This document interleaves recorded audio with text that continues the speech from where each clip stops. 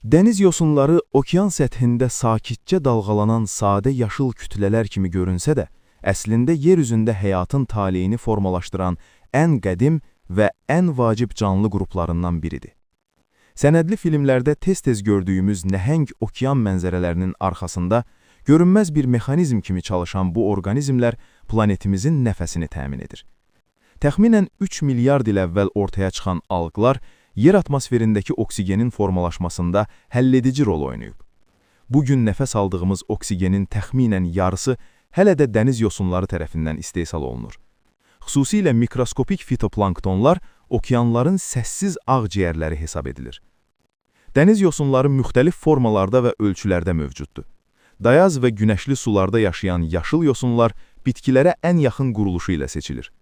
Soyuq okeanlarda isə qəhvəyi yosunlar nəhəng kelp meşələri yaradır.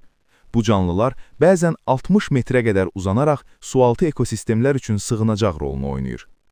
Qırmızı yosunlar isə işığın zəif çatdığı dərinliklərdə belə fotosintez edə bilən nadir canlılardandır və qida sənayesində istifadə olunan aqar maddəsinin əsas mənbəyidir. Bu yosunlar sahilyanı qayalıqlardan tutmuş açıq okeanlara, tropik sulardan qütb bölgələrinə qədər geniş ərazilərdə məskunlaşıb.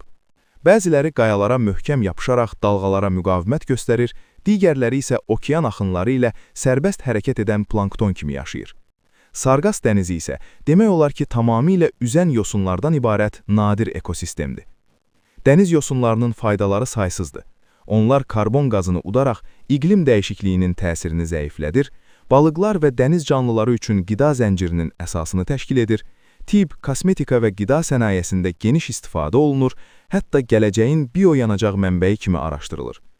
Yapon mətbəxində nori yosunlarının gündəlik qida olması isə bu canlıların insan həyatına nə qədər dərindən daxil olduğunu göstərir.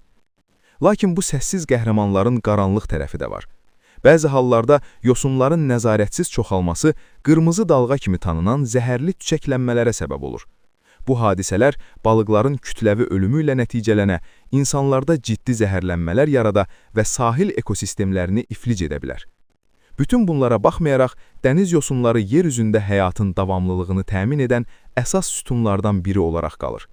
Onlar görünməzdir, səssizdir.